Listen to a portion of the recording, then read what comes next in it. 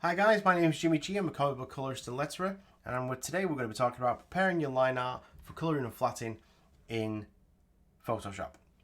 So we're going to start with the easiest. We're going to work through to ones that have some problems, not necessarily with the artwork itself, but in the preparation of the file, just so that you can get the easiest possible process for later on in your colouring process. So we're going to start with this page by Oliver Borge. It's a Daredevil test piece they did for Marvel. It's a fantastic page. Now, Oliver's lines are super clean, as you can see here. He's obviously done this digitally. Okay, so we've just got strong blacks, strong whites, got slight fades here, but it's not going to be anything that we need to worry about. Now, the simplest possible way to prepare all line art is to simply click on the original layer. As you can see here, we've got the inks layer, and here we have the layer blend mode. Okay, so it's set to normal, which means that we're just seeing it as it's supposed to be. The easiest possible way to prepare this is to click on the layer blending mode. Can't take my words out today. And we're going to click on multiply. Now it doesn't look like anything's changed, so what we're going to do is we're going to put it back to normal. I'm going to show you what this does. Click here. I'm going to get a new. So we've got a new layer. I'm going to fill it with nice bright blue, and you can't see it because we've obviously got the inks on top. Now click on the inks layer, go back to the blend mode, click on multiply, and as you can see, the white seems to have disappeared. Okay, now you basically get see-through white. Okay, as you can see here,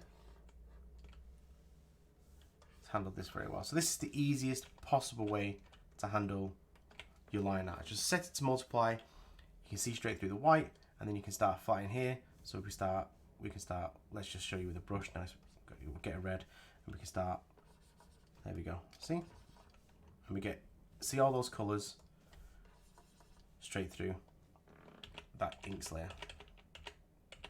Okay, so if we go on to this piece, so we move on to this piece. This is an Absolute Carnage alternate cover drawn by Scoot Stearns and inked by Matthew Seaborn. It's a fantastic piece. Really good, really great work by these guys. You should check out this print. Now, as you can see here, this hasn't been drawn digitally. This has actually been scanned in. Someone's done a very good job of scanning it in because it's quite clean. But as you can see here, you have these blue marks from the paper or Bristol board that he was drawing on, all these guidelines and everything, and we obviously don't want that in our colouring process. Now the issue here is if we set this to multiply, those aren't going to disappear. I'll show you that, but I'll add in a nice bright blue layer underneath. Oh, I've got it on the brush, not on the fill bucket. There we go. As you can see here, this is affecting the colour underneath. Now when you come to colour later, start making selections, and especially in the flattening process, this is going to cause you a huge problem. This is going to cause you huge problems. So if you take here, for example, if we use the paint bucket or the brush, doesn't really matter which, you can press the Alt button and you turn to this little target. So that's the actual brush shape we take off the caps lock. So we press Alt, turns this little eyedropper. You click here, and that is the colour that we fill that layer with. But if we go over here where the artwork starts, if you watch these CMYK sliders or the position of this little dot on the colour wheel, you can see it moves ever so slightly. And that's because the ever so slight details here that have been picked up on that scan, because it's obviously a high resolution scan, are affecting the colour underneath. Now one way to counteract this, if you go to your eyedropper tool, it says sample all layers. Now what you could do is set it to current layer, and what that would do is only pick up off the layer that you are working from. So if you go back to your paint bucket tool and you click Alt, you can click here, get the original colour. Even if you click here, you'll get the same colour. But this is going to mean a lot more backward and forward, and we want to save the eyedropper tool for when we are checking our colours later in the process. We don't want to keep going backwards and forwards and moving around, because if we do that, we're going to start losing track of where our tools are. And by minimizing how much we adjust these really important tools, it means that we can be more efficient in our work. So we're going to put this back onto all layers. Now, how do we get around this problem? Well, the simplest way is to simply eliminate everything except the inks. So we'll keep hold of this. But first and foremost, before we start doing anything else, when we start trying to change things or adjust things, we must make a duplicate of that inks layer. So we've always got a copy saved. So we've got the original inks, we're going to lock it, we're going to put it at the bottom, and we're going to hide it. So it's always there in case we do something wrong, or if there's some sort of problem, we can go back and refer to the original line art. So we're going to go to the inks copy, and what we're going to do, we're going to hide the blue. So now we're just working with the black and white scan. We're going to take the magic wand tool. The tolerance here is set to 0. Okay, we're going to click on some nice dense black ink here. So as you can see, it's selected all that, but we haven't got quite all the details. So what we're going to do is we're going to keep going backward and forward, adjusting the tolerance on this magic wand until we get as much of that as we can possibly select. So we're going to deselect that. We're going to go to tolerance, put it up to 50, and we're going to select that nice dense black again. And as you can see, it's already selected way more of that line art. There we go. No problem. But we've got spots missing. So what we could do is now, if we've got that selection made, we can just click on Shift. So as you can see, this little plus appears next to the magic wand. I'll show you that again. Magic wand's there. We click on Shift, a little plus appears, and click on the missing patches. And already it's selected way more. Now we can use this as an opportunity to clean up the line art a little as well, because we may not want every single tiny spot that's in there, but we also want to stay as true as possible to that line art. So we're going to go back in with the tolerance set to 50, and we're going to click on this color here. There we go. We've got even more line art, still not too much mess, and we've still got these tiny details, which is awesome. Now if you go too far, you can always just press Ctrl Z and go back. See, we've got this nice selection here. So if we click on this one, is that too far? Yes, because now what it's done, as you can see, the marching ants, the dotted line is all the way around the entire picture, the entire piece of art, because we've gone one step too far. So we press Ctrl and Z. Now what we've got is the selection that we want.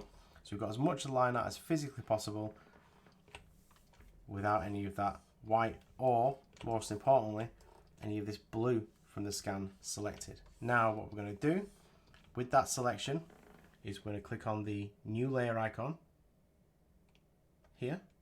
So we've got this layer 2, and then we're going to go down, and we're going to press onto, we're going to click on the mask button. There we go. Nothing looks different, but what we're going to do is we're going to hide the inks layer, and we're going to click on the thumbnail. Make sure that you have the thumbnail selected for this icon with the, for this layer with the mask. Thumbnail selected for the layer with the mask. We're going to, for this example, just going to select the deepest, darkest black that we can for the bottom right hand corner. We're going to fill that layer with black. Now we have nice transparent artwork. Fantastic. There we go. So we can rename this holds. We can zoom back out, and then we can actually just delete this inks copy. Don't need it anymore. Turn back on the blue layer, and you can see nice clean line art. And we'll be able to start flying on here. We won't be able to lock this just yet. You can if you want to, just to protect it so you don't run the risk of adjusting it. But you can always go back and make those selections again because you've got that inks layer locked away and safe. Okay. So we're going to go on to our next example. Is this page, this Marvel test page from David Pupo. It's a lecturer in Iron Fist. It's a fantastic page. Now, I've worked with David on a couple of projects before, and his line art is amazing, and he provides it in the most organized and satisfying ways. So here we have, obviously, there's the frames, and then there's the character inks, and then there's this layer called white, which we'll get into in a second. The background inks, the action lines, and then this layer. Show what this is. We'll check that in a second. Now, as beautiful as these are, there's a problem that you can run into is with this white layer. Now, if you wanted to use these as a selection as we did here to mask it, you're going to have a problem because this white, we'll just put in a layer at the bottom here. Turn off the paper, and we'll fill that layer with a nice bright blue, and you'll see the problem. So here, we can't just use these selections because there's some white here. Now if we turn off the white, here, here, and here, still got some there. So this white that David uses to correct his inks could cause you some problems a little further down the line when you start coming to colour. So I would go back and I would do the exact same process as I did with the Absolute Carnage page from Scoot and Matthew, or we can multiply the group. So let me show you what I mean by that. So we'll delete this layer because we don't need it anymore. We'll turn all of them back on. Okay, so first and foremost, the first thing we're going to do is we're going to protect this line art as we always do, so that we've always got a safety net. So the way to do this, when it's all in layers like this, is we're going to click on the top one, press Shift, and click on the bottom layer. Now that we've got all of these selected, we're going to click on the group icon like this. We're going to call this inks. And then we're going to take this, we're going to drag it down to the new layer icon, and then we get a copy of the group. We can undo that. What we can also do is we can right click on it and we can click on duplicate group.